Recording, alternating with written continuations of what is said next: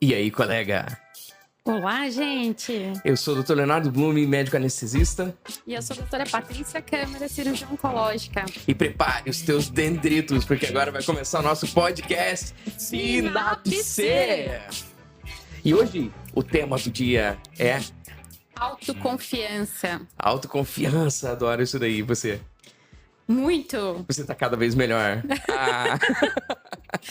No último episódio, a gente falou sobre as 3 principais dificuldades da comunicação e hoje a gente vai falar sobre uma das principais características que melhora a sua comunicação. Autoconfiança é esse ato de você confiar no taco que você tem e dos resultados que você pode ter e a maneira que você se imagina. Isso, é você confiar na sua própria capacidade de fazer coisas complexas, tomar decisões complexas, se comunicar de forma clara e assertiva, vencer desafios.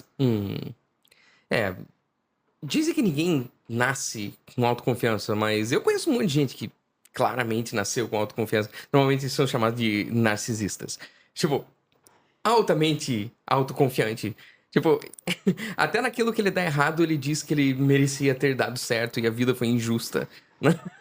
Tem gente que passa um pouquinho da linha benéfica, né? Mas eu também acredito que tem pessoas que têm uma personalidade mais autoconfiante, né? Acho que talvez sejam pessoas que têm menos medo de errar.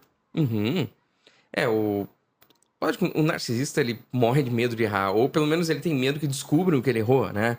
Então, só que, via de regra, narcisistas são altamente bem-sucedidos estatisticamente. Sim, porque eles acreditam, né, no que... O narcisista, às vezes, a gente pensa que ele quer te mostrar que ele é melhor, em teoria, até do que ele é. Mas não é só querer passar. Ele realmente acredita naquilo.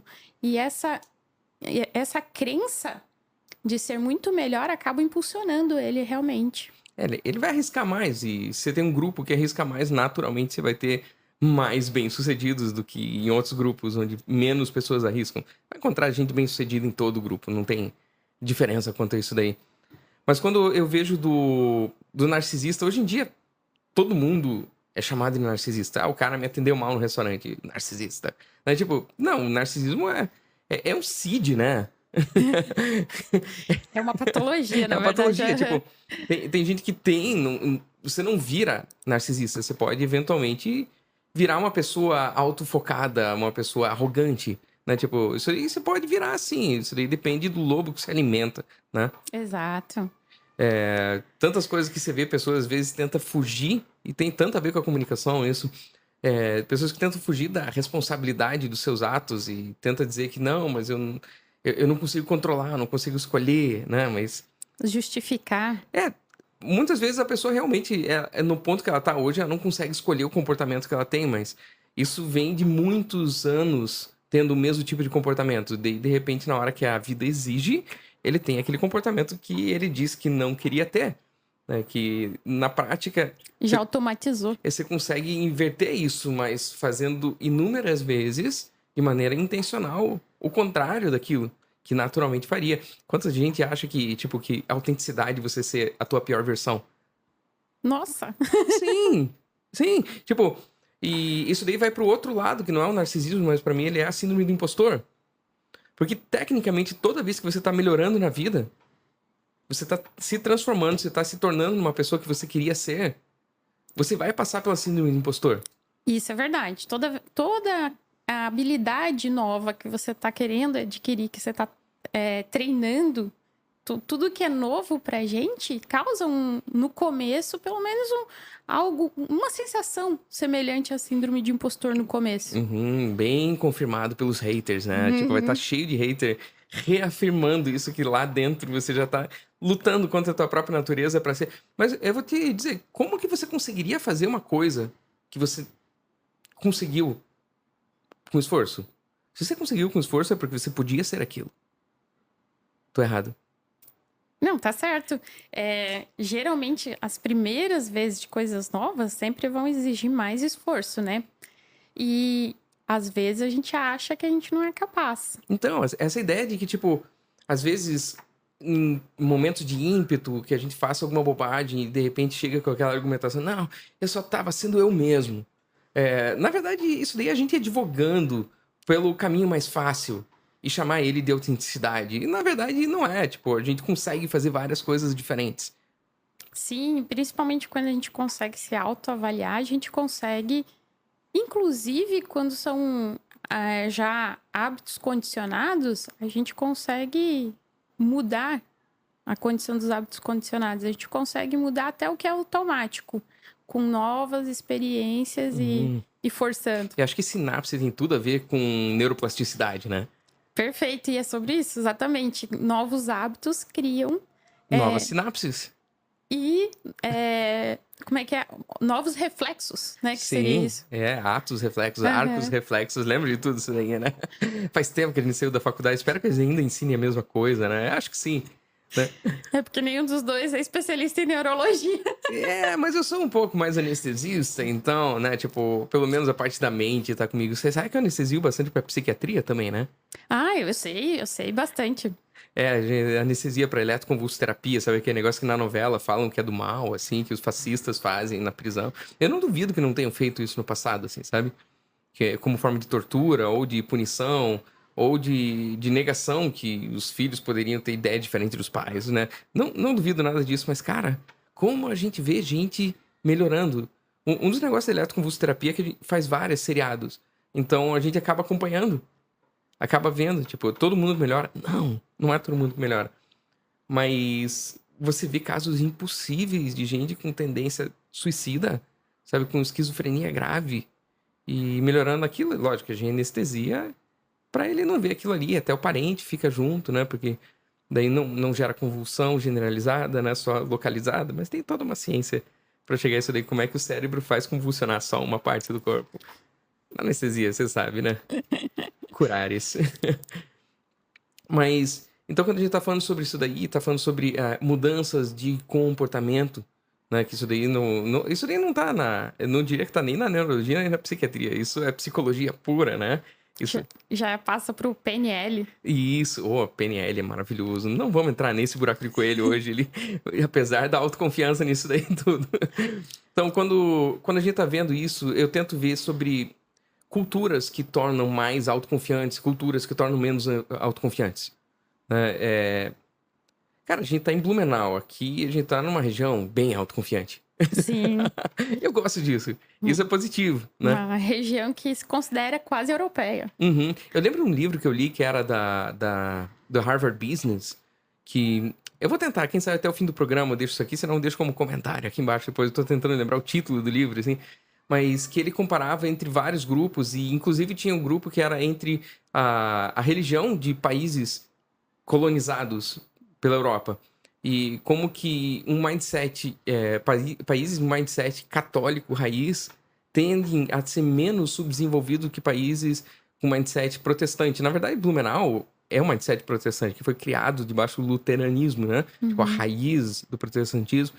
Uma das coisas que teve, tipo, era a volta à busca pelo lucro, né? Que era condenado pela igreja medieval. Não é pela igreja de hoje. Não tem nada a ver com a igreja de hoje, católica. Mas a maneira que isso faz. Então, tanto essa ideia de lugares que tem essa colonização, mas você pega lugares que tem cultura onde o povo se sente escolhido. Perfeito. Por exemplo, Israel. Uhum. Cara, tipo, tá certo. Eu já vi um diretor do Einstein me falar que eles cuidavam muito de uma comunidade de judeus pobres, mas eu não encontrei ela ainda. Eu tenho certeza que ela deve existir em algum lugar. Mas como que a autoconfiança deles e esse senso de destino pode levar a todo mundo que é adepto da mesma religião ao extremo espaço de bem-sucedido e de autoconfiante e de pessoas que se tornam ministros e professores, e reitores e políticos, né? Além de toda política social, tem muito sobre as suas crenças mais profundas. Elas influenciam muito a sua autoconfiança, né? É exatamente sobre o que você acredita das suas capacidades. Uhum. E aí, como ela falou, quando alguém se considera um povo escolhido, quando alguém se considera capacitado por Deus, isso vem nas suas crenças e você consegue exteriorizar como Se autoconfiança. reflete nas atitudes, né? Uhum. Mas mesmo assim, eu acho que pra quem tá entrando na comunicação junto com a gente, tipo, a gente falando sobre narcisismo e, cara, tipo, a gente tá falando com toda a classe de profissionais da saúde, mas nós somos CRM, né, cara? Tipo, a gente sabe o que falam sobre a gente, o que a gente pensa, o que a gente é. E, na verdade, tem que existir um lugar, um caminho mais saudável do que o narcisismo, do que a sensação de ser mais escolhido que os outros, ou a sensação de ser o filho preferido. Porque até estatisticamente, filhos preferidos têm mais sucesso do que o filho menos preferido. Nesse mesmo tom, né? Eu sou cirurgiã, né? E assim, tem sempre a brincadeira do juiz e do cirurgião, né? Às vezes brinco mais com o cirurgião cardíaco e com o neurocirurgião, né? Ah, De que médico acha que é Deus, mas o cirurgião cardíaco ou o neurocirurgião, eles têm eu certeza, tenho né? certeza. E é sobre isso. Que a pessoa que tem certeza que ela tem mais capacidade, ela acaba tendo mais coragem Uhum. para começar, para fazer as coisas e para mostrar e para comunicar, né? É autoconfiança, né? Então, de coisas que eu vejo isso daí, que eu fui atrás, de pessoas que eu estudei, de pessoas que eu fui aprender, de comunicadores, assim. Cara, tem pessoas que são extremamente humildes, mas são mal compreendidas, né? Porque só pelo fato de ser bem sucedido, ele. Já é alguém na narrativa atual de hoje, é privilegiado. Cara, qual que é o problema de ser privilegiado? Tipo, é um privilégio ser privilegiado. E pra que você pode usar o privilégio? Pra o que você quiser. Para o que você quiser, você usa o teu privilégio. Inclusive, se quiser, você pode usar em benefício de menos privilegiados. Porque você quis, né? Então, o lugar da onde a gente veio, a gente não tem escolhas. A gente é reflexo de escolhas de gerações anteriores, de culturas da onde a gente nasceu, surgiu daquele meio. Mas eu tenho plena certeza de que a gente tem toda a capacidade de mudar através das nossas escolhas os passos que eu vou daqui para frente. Perfeito. Então, a autoconfiança, então, já tem, assim, digamos assim, alguma herança já social que traga já mais autoconfiança. Acho que tem pessoas com uma personalidade mais autoconfiante, mas, na verdade, a autoconfiança, ela pode ser trabalhada, desenvolvida Uhum. e fortalecida em qualquer pessoa. Porque aí o problema, tá, mas eu não sou autoconfiante, eu não sou tão autoconfiante. E agora, como é que eu vou me comunicar? Então, existem assim, o basal, mas tudo pode ser desenvolvido e fortalecido, com certeza. E quer falar sobre métodos?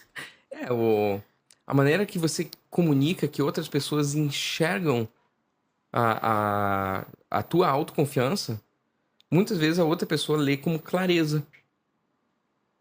Isso é legal. Tipo, ele não vai falar, nossa, que palestrante autoconfiante. Às vezes ele fala, nossa, que pessoa clara na maneira de falar. Como que ele consegue ter uma oratória mais linear e tudo. Lógico, isso daí é muito exercício, é muito treino, né? Você vai ver, tipo, nas primeiras vezes que as pessoas fazem live, é meio constrangedor. É difícil nisso daí, né? É igual quem sobe no palco pra palestrar pela primeira vez, né? Tipo, até pra apresentar um pôster num, num congresso, às vezes é meio difícil. Eu, às vezes, tenho mais dificuldade de fazer um pôster pra um grupo pequeno do que falar num auditório, pra um monte de gente que, às vezes, a luz tá meio apagada e você nem vê, né? Por exemplo, eu sempre tive tranquilidade de falar em público, sou professora de faculdade há mais de 10 anos, vivo dando palestras, mas toda vez que você muda um pouco a forma de comunicação ou público, é uma novidade. Então, para começar a fazer live, com certeza eu tive menos dificuldade que quem já não falava em público, mas foi uma dificuldade. E dos métodos de aumentar a autoconfiança é a experiência, exatamente isso. Primeiro, você já ter o volume de vezes que você já fez aquilo Uhum. e também a experiência que você tem sobre o assunto, né? A familiaridade que você tem sobre o assunto e o número de vezes que você já fez exatamente aquele tipo de comunicação. Uhum. É lógico que, diferente de estar falando quando você é profissional de saúde e tá falando sobre uma coisa, você tem muita responsabilidade sobre as informações que você tá falando, né? Muita. Isso pode refletir no positivo ou no negativo para muita gente, gerar crenças, né? Isso daí, tipo, fake news na nossa área, ela é mais perigosa do que em outras áreas. É extremamente perigosa. E o que você falou, assim, às vezes a informação e até está correta. Isso já aconteceu comigo. Passei uma informação correta. Mas a interpretação de cada pessoa é Uhum. diferente. E eu já passei informação que muitos elogiaram, agradeceram, porque era uma coisa que ninguém tinha. Alguns não tinham ideia. E outros disseram: ah, mas que chato você ficar, tipo assim, dando informação triste, pesada. Como se eu tivesse tirando esperança das pessoas. Você é oncologista? Mas a informação é informação. A informação não estava errada. Uhum. É só o método, o jeito que a pessoa interpreta, por exemplo. A gente, como comunicador, a gente precisa se autorresponsabilizar pelo que a pessoa entendeu, mais do que o que a gente está falando. E a gente só vê nisso reconhecendo diversas vezes do que... Peraí, eu falei uma coisa certa, mas a maneira que eu falei foi compreendida de maneira errada. É lógico que outra pessoa pode estar enviesada, ela queria entender uma outra coisa, ela só estava esperando afirmações que pudessem confirmar que as ideias pré-concebidas dela estavam certas e ela tinha razão, né? Então tem gente que não importa o que você fale, ela vai ouvir a mesma coisa, né? Isso aí existe. Mas de uma maneira ou de outra, como comunicador, a gente precisa levar a pessoa do lado A para um lado B e liderar ela, guiar ela através disso daí. Acho que uma das melhores coisas que tem cara, trabalhar na saúde é muito fácil de gostar do que faz. Porque geralmente a gente está ajudando. Porque, tipo, não é como uma empresa que se desenvolve um produto e você, no fim das contas, você não tem relacionamento com o cliente, você não vê quem está sendo realmente beneficiado, impactado por aquilo que está sendo feito. No nosso caso, a gente vê na nossa frente, né? É muito mais fácil disso daí. Então, tem muito disso daí de autoconfiança, ela passa pelo design. O design é quando eu me torno autoconsciente daquilo que eu faço com facilidade. Daquilo que eu gosto de fazer. Mas especialmente de coisas que eu identifico para me dedicar, que eu, com menor esforço, consigo um melhor resultado. Perfeito. O Léo tá falando sobre gerar valor com a comunicação ou com o atendimento, né? Falando sobre coisa que você gosta. Uhum. Então, a tua paixão, ela brilha no ouvido de quem tá ouvindo. Quando você fala sobre uma coisa que você ama, cara, tipo, esse precisa ser... Mesmo quando você é obrigado a falar que nem você vai dar uma notícia ruim pra uma família. Tipo, tem muitas maneiras de fazer isso. Eu tenho certeza que você já experimentou de diversas maneiras. Você já foi afiando o teu discurso na maneira de falar, no jeito de falar. E mostrando diversos aspectos e as perspectivas diferentes daquilo ali.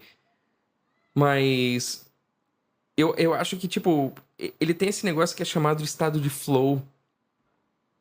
Que é quando você vai lá, tipo, você tá comunicando sobre alguma coisa, aquilo simplesmente vaza da tua boca. E de repente, quando você vai ver, você tá falando com tranquilidade, com conteúdo, e aquilo tá, tipo, rítmico, ele não gagueja, né? Você já percebeu como que a gente ouve alguém bem falando bem, de repente gagueja, e parece que toda a autoridade foi embora naquilo ali. E não é porque a informação tava ruim, mas a maneira que você passou a informação, ela gerou uma descredibilidade, uma frequência ali no meio daquilo ali ficou alterada. E ela perde a veracidade daquilo ali. Perde a confiança, né? A gente... Quando eu vou comunicar notícias tristes, pesadas, além de eu já ter desenvolvido um método mais leve, eu já aprendi a adaptar a comunicação para quem está recebendo. Então, eu começo a conversar, a pessoa começa a chorar, você tem que acalmar, deixar respirar, você não vai vomitar em cima da pessoa. Agora, tem gente que já é mais isso, mais aquilo. Você tá tentando amenizar e explicar e a pessoa quer direto. Uhum. Então, além de desenvolver o meu método, ainda você já aprendi a adaptar. Você vai sentindo, que é um pouco do flow, você vai sentindo a pessoa e você vai eu vou comunicar diferente a mesma notícia para um e para outro, dependendo do retorno também. O feedback, né? Você tá atento com ele. Lógico que isso é empatia, né? Você tá conectando para gerar a melhor experiência possível. Essa comunicação, ela tá no nosso consultório também, ela não é só no podcast, ela não é no Reels, ela não é no Stories, só na comunicação digital em si, né? Ela passa por todos os níveis de comunicação, mas especialmente esse one-on-one, assim, que a gente tem, essa conversa sigilosa, essa conversa que a gente fala com o paciente, com os parentes do paciente, elas não são fáceis. Mas isso dá para cada um dos que estão ouvindo a gente uma baita experiência para começar a falar em rede social. Porque faz parte, a não ser que seja radiologista, né? A superação dos obstáculos, de obstáculos é outra maneira de aumentar a autoconfiança, né? Uhum. Quem já passou muita dificuldade e já arriscou e superou, isso aumenta a autoconfiança para frente. Então, por exemplo, quem já... pequenas vitórias aumentam a autoconfiança, né? Então, quem já... eu passei no vestibular na federal. Isso era muito importante para mim. Então, quando eu passei, isso aumentou minha autoconfiança. Uhum. Eu passei numa boa residência. Essas pequenas vitórias durante todo um processo vão aumentando a autoconfiança. Por exemplo, as minhas primeiras cirurgias, a primeira cirurgia como cirurgiã, sem ninguém maior, sem um professor, sem um chefe, né? Deu tudo certo. A minha primeira cirurgia oncológica maior, que inclusive, por acaso, um dia desse eu conto a história, foi da tia do meu cunhado. Isso tudo, cada pequena vitória vai aumentando a sua confiança. Então, a superação de obstáculos aumenta a confiança. Só que você precisa sempre estar arriscando, você precisa estar sempre disposto a um novo obstáculo para aumentar a sua autoconfiança. Eu acho que outro objetivo que precisa ter, inclusive quando as coisas estão dando certo, né? Porque a maioria das pessoas tenta ensinar quem tá dando errado, né?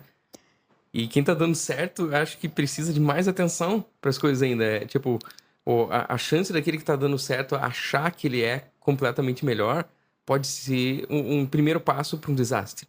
Né? Que ele para de ouvir, ele para de pegar isso daí. Então, uma das coisas que eu acho que mais gera distorções numa comunicação, na maneira que pessoas ouvem, é na construção do caráter.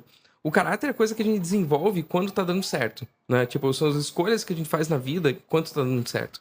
Então, como que eu me enxergo? Entre me enxergar, nossa, eu consigo fazer isso e, nossa, eu sou melhor do que meu vizinho, que é o cara do consultório do lado. Cara, tipo, isso é tão perto uma coisa da outra. E na comunicação, as pessoas ouvem, elas percebem, elas sentem quem tá falando dessa maneira. Isso é perigosíssimo. Isso derruba qualquer um. Então, aquele que acha que tá lá em cima é o primeiro que leva a rasteira. Quem acha que já sabe, para de aprender. E esse daí é o último do que eu tinha separado aí de ver o que me faz mais autoconfiante é a capacidade de inovar. Né? Inovar, lógico que medicina é perigoso você ficar querendo inovar o tempo todo, assim. Mas sempre que surge algo novo, cara, enche de gente e vai pra lá e ocupa esse espaço de algo novo que surgiu. É normal, isso daí vai acontecer. Mas o fato de eu estar me atualizando, o fato de... Quanto mais eu leio sobre algo, normalmente eu passo a me apaixonar. Eu descobri que até o contrário. Tipo, tem coisas que eu sou mais naturalmente inclinado e apaixonado por fazer. Mas aquilo que eu me dedico e começo a descobrir os meandros e os detalhes e tudo isso daí, eu passo a me apaixonar muito rápido por aquilo. E eu acho maravilhoso. Tipo, você se entrega para aquela coisa e daqui a pouco você começa a perceber que você consegue falar sobre coisas novas sem receio. Você vai discutir técnicas novas sem receio. Porque você está lendo aquilo, você percebe o processo de evolução científica. Você sabe que as coisas não são tão óbvias ou tão certas, mas as coisas são boas hipóteses, as coisas são um bom ponto de vista, é uma boa perspectiva. Então, quando você sai de um pensamento muito linear de certo e errado, você está aberto a novas possibilidades daquilo ali. Então, isso gera autoconfiança. A autoconfiança não do sou o melhor, mas de, cara, eu tô lendo tudo, eu tô disposto, eu sou curioso, eu tô indo atrás. E acho que isso é maravilhoso. Então, a transparência, ela flui no caráter. E eu acho que a inovação engaja pessoas em você. Tipo, sabe, se eu seguir a doutora Patrícia, ela sempre tá falando sobre coisas novas. Então vale a pena. Porque a gente tende a falar bem aquilo que a gente repete muito tempo. E daqui a pouco as pessoas veem, não, mas eu já aprendi tudo que tinha para aprender com ela, ela vai procurar o próximo influenciador, o próximo comunicador. Então... Tem que estar estudando o tempo inteiro, trazendo novidades, se atualizando, que daí a gente tá sempre... os seguidores, né, estão sempre com interesse renovado, Ela digamos. entrega, né? Entrega, você agrega valor a todo mundo que tá ali, ele enxerga transparência no teu jeito de falar, né? Então, o Léo falou duas coisas. Uma que eu já tinha começado... Ele citou ali, né, que na área da saúde é muito fácil pra gente demonstrar valor no que a gente faz. E quando a gente tem muito claro que a gente entrega valor, isso aumenta muito a nossa autoconfiança de comunicação, porque você tem certeza de que você está ajudando. E isso já aumenta a sua autoconfiança e melhora muito a tua tranquilidade de comunicar, porque você tem certeza que está ajudando alguém. Você não tem dúvida de que aquele teu Reels, aquele teu post vai entregar valor para quem está precisando. Outro ponto que ajuda a aumentar a autoconfiança é quando você tem transparência na comunicação. E aí tem dois polos. Primeiro, se você comunica com autenticidade, quando você comunica com autenticidade, quando você é bem sincero, bem real, né, sobre a sua personalidade, é muito mais fácil comunicar quando você não está fazendo um personagem, quando você não está tendo que se forçar a nada. E a outra coisa da comunicação transparente é quando você é muito transparente com o seu público sobre qual o seu objetivo, se você tem algum tipo de produto, exatamente qual é o produto, como é a entrega. Então, quanto mais transparente você for, quanto mais verdadeiro você for também com relação ao que você quer entregar, também é mais fácil de você ter autoconfiança na sua comunicação. Isso daí a gente vê bastante no dia a dia, em clínicas e todas essas coisas, assim, até o próprio paciente pode ficar duvidando do exame que você pediu, porque descobriu que você é sócio de uma clínica, ou que tem o cara do laboratório tal, que oferece tal e tal benefício para quem passa. Então, a gente tá dentro disso daí, então a credibilidade que é construída no meio disso daí, ela precisa de todas essas coisas. Quem cai muito fácil nessas vendas da indústria e começa a transparecer que tá fazendo coisa com enviesado, que tá, ao invés de fazer um remédio, de passar um remédio tal, passa um outro, e as pessoas começam a perceber que tem uma relação entre as coisas, assim, o teu potencial de comunicação ele vai ser corroído, né? Até quando alguém começa a falar que você faz isso, mas você não faz. Com o tempo vai aparecer que você não faz. Mas quando a gente faz, aquilo ali se transforma em culpa, e a culpa ela se transparece na frequência do que tá falando. Ela entrega esse tipo de coisa. E eu acho que um super potencial de coisa pra gente fazer, que não é no narcisismo, mas é naquela sensação de ter um chamado naquela área. Uma causa. Uma causa, você tem um chamado maior, tem algo maior que te posiciona naquilo ali. Que você se entrega, e quando você tem o chamado, você se entrega de maneira sacrificial mesmo. Né? Você anda a segunda milha, terceira milha, quarta milha. Você faz muito mais do que era necessário ser feito. Então isso se transparece na comunicação, na maneira que você está falando. Isso traz autoridade naquilo que está falando. Lógico que isso transcende os campos da fé, transcende os campos de... E tem muita gente que não tem fé em nada, apesar que até o ateísmo, ele é uma fé. É a crença de que não existe, né? Porque afirmar que não existe é uma coisa mais difícil do que afirmar do que existe, né? Tipo, você afirmar que algo não existe, mas mesmo quem não liga pra isso, ele pode sim ter uma sensação de chamado em algo que ele faz, que transcende. Eu acredito que essa ideia de realmente eu me posicionar aqui, eu fui escolhido pra isso, esse é o meu destino, é pra isso que eu nasci pra momentos como esse, eu nasci pra um tempo como esse. Aí eu tô num lugar e não estou por acidente onde eu tô. Esses são posicionamentos que colocam a gente muito adiante naquilo ali. Então, quando você comunica, você lidera. É importante que você esteja passos à frente para liderar. Quando você está à frente, você está realmente podendo que outros venham atrás, né? Não tem como se liderar empurrando. Até tem, mas daí tem medo, culpa e vergonha usado para isso, né? Não sendo evitado para fazer isso daí. Então, quanto a resultados daquilo que a gente faz, basicamente, eu não acredito tanto que a gente tenha tanta influência nos resultados do que a gente faz. A gente é responsável pela maneira que a gente faz as coisas. Se você tem feito com consistência, você tem a tua responsabilidade sobre a consistência de como você comunica.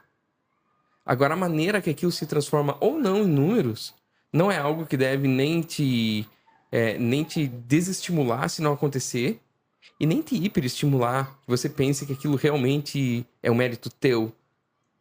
Mas quando os números eles se referem, por exemplo, a engajamento, a seguidores, ao engajamento dos seguidores no sentido de curtidas, de visualizações, de stories, de compartilhamento, o engajamento é uma das coisas que também aumenta a tua autoconfiança. Demais. Quando você consegue aumentar o engajamento, aumenta a tua autoconfiança.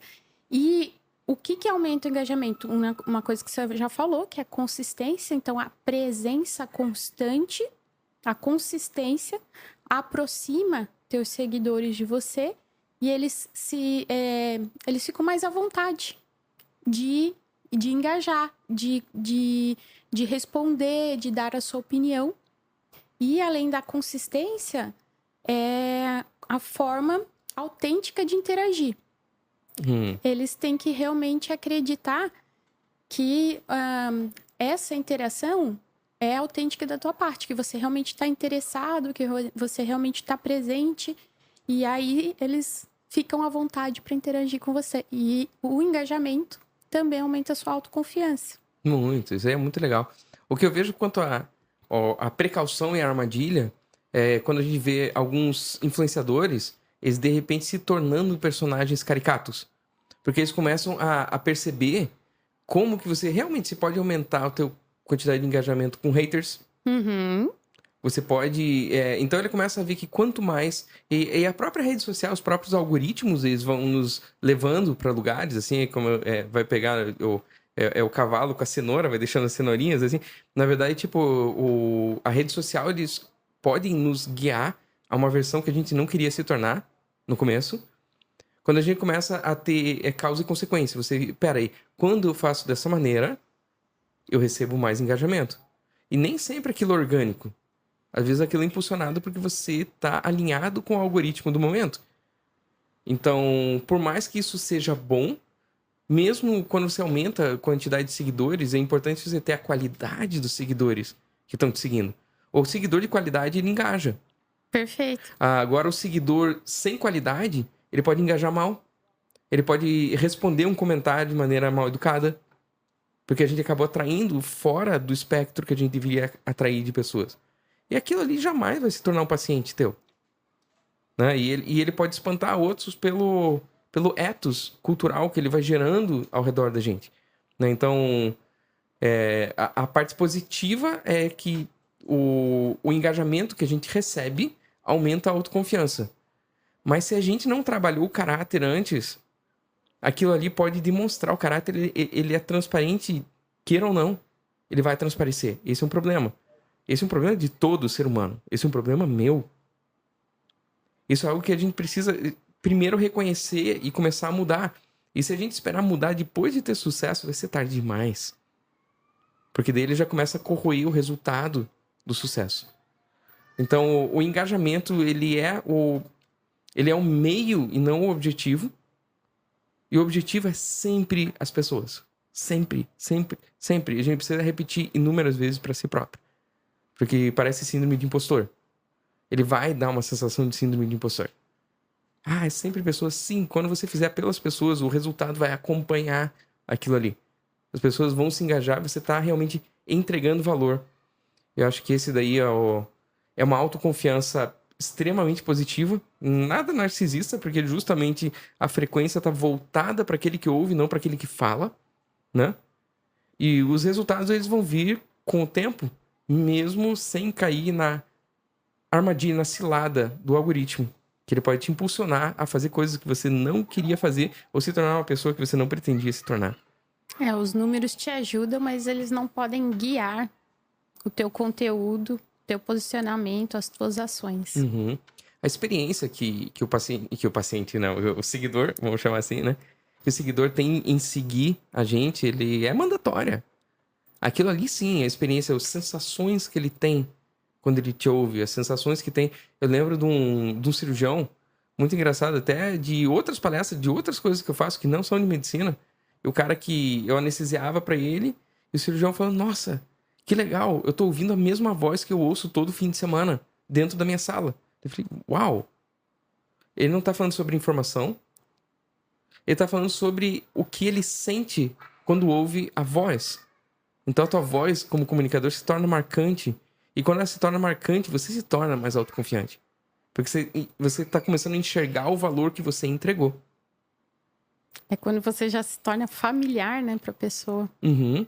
Então, tipo, como é que você faz pra estar humanamente tomando suas decisões e, ao mesmo tempo, você carrega a responsabilidade daquilo ser uma estratégia? Pensado, cuidado, né? Tipo, é igual a hospitalidade. Você vai num lugar que tem uma alta hospitalidade, aquilo ali não aconteceu por acaso. Aquilo ali foi pensado detalhe por detalhe. Você sente quando aquele que cuida de você pensou detalhe por detalhe. E a experiência do cliente ou do paciente, né? Você consegue melhorar quando você tenta otimizar todos os pontos de contato que você tem com eles, né? E isso não é marqueteiro. Na verdade, você quer melhorar a experiência do cliente, do paciente. E é sempre planejado, porque a gente tem como pensar nisso e tornar tudo melhor para o paciente. E o planejado não quer dizer que é falso, você quer que a pessoa se sinta bem.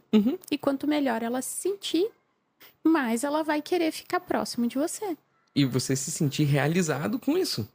Exatamente. Você fica feliz por aquilo ali. Eu lembro de uma forma de análise que uma vez um consultor tinha passado pra gente, numa outra organização, em que ele pegava sobre a jornada do cliente, tipo, a jornada presencial, mas isso daí seria mais pro consultório, por exemplo. Mas qualquer outro você pega.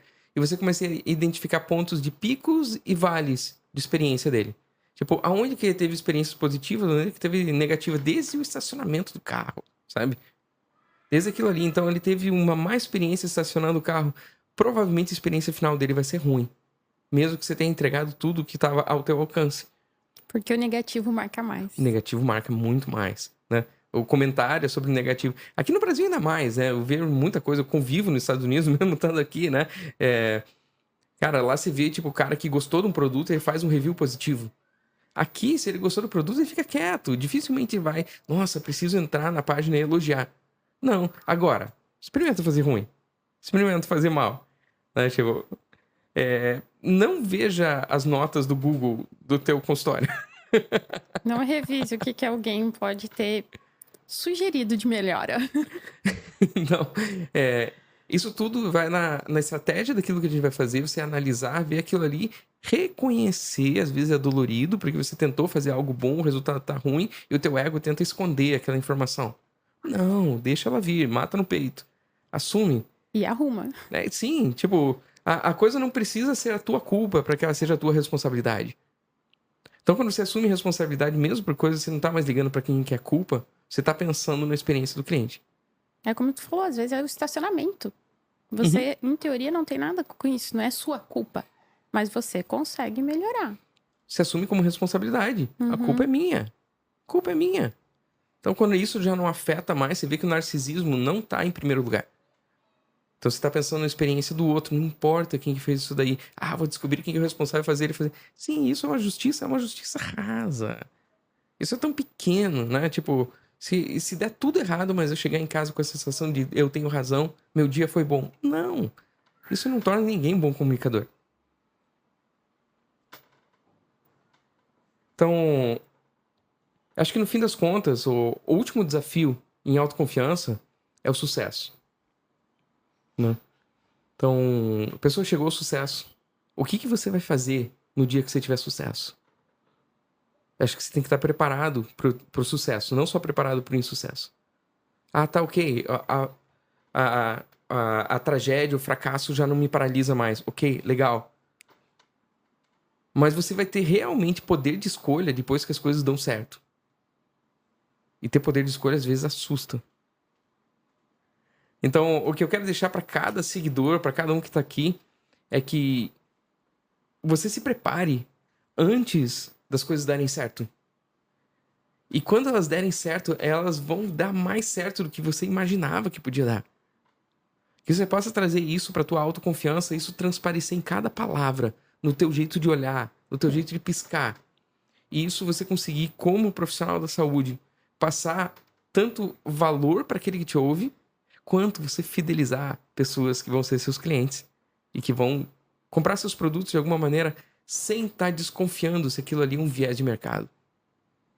Então, uma última mensagem, né? Se você hoje não se considera autoconfiante, e a gente sabe que isso é importante para a comunicação, autoconfiança é trabalhável, é treinável, você consegue lapidar isso daí, geralmente você desenvolve com o tempo, com as tentativas. Então, é muito mais sobre começar e arrumar do que esperar tá bom para começar. É isso aí. Humildade vai sempre ser um grande armadura que você vai ter por cima das coisas. Desenvolver a humildade. Desde quando ainda não sabe. Na verdade, é mais difícil ser humilde quando é pequeno, quando é novo, do que quando já passou por bastante coisa. E pode soltar a vinheta, porque a gente tá terminando o podcast. E esse é o podcast Sinapse. Conecte mais.